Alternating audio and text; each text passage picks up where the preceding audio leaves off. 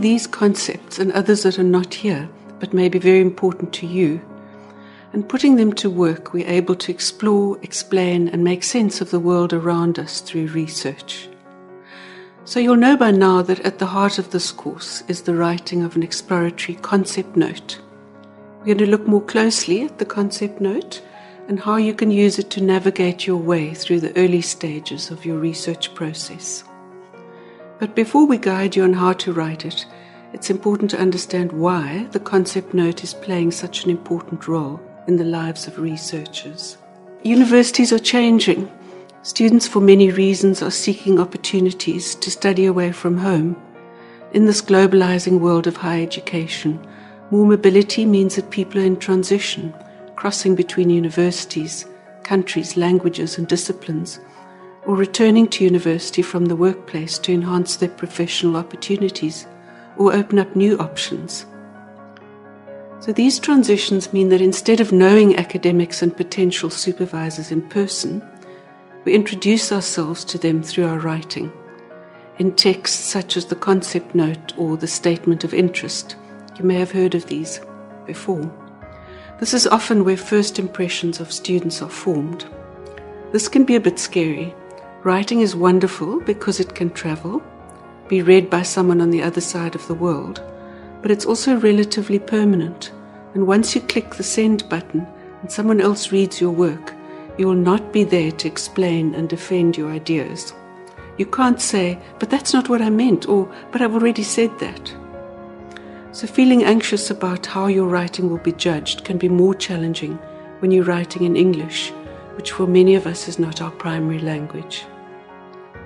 So we're already talking about the who of writing the concept note, the audiences and our own identities.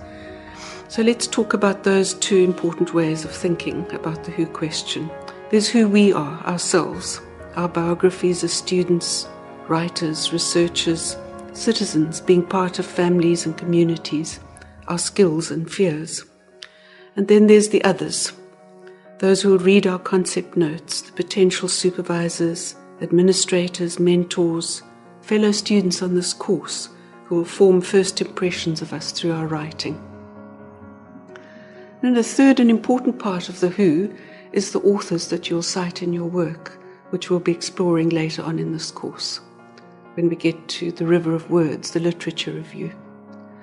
So we're ready to talk about what the concept note is. So let's try and define it. The concept note is a way of making clear to yourself and to others who may be interested in working with you, as potential supervisors, funders, etc., what your research is about. It's usually written in the early stages of research to clarify ideas. It's really important to understand that these ideas will change as your research moves on. It's also important to say what a concept note is not. It is not a formal proposal which would be definite and specific enough to be approved by a department and supervisor and go through ethics committees. It would include details about how the research would be done, budgets, etc. So let's move now to how we would set about it. Because it's a fairly new kind of text, there aren't any recipes. Each person's will look or sound quite different depending on your project, the stage of research, your discipline, your language and educational history that has influenced your style. But there are some general points that we can make. Like any academic text, it needs a carefully crafted background to give your reader a better sense of who you are, what you're interested in, and why. So this could be a personal background, your intellectual history, where you've grown up, lived, studied, your personal connections to the study, what in this course we call me-search. There's also a social context. You might want to say something in your introduction about why this work matters, what's going on in the world, what problems are worth our attention.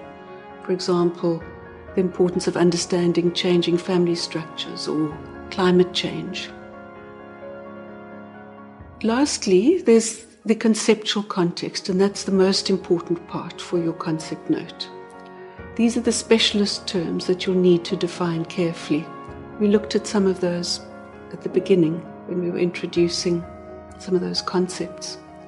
So we'd be interested in who else uses this term. Is its meaning settled, or are there debates about what it means? When was it first used and where? Again, these questions we'll be exploring later on when we get to the river of words.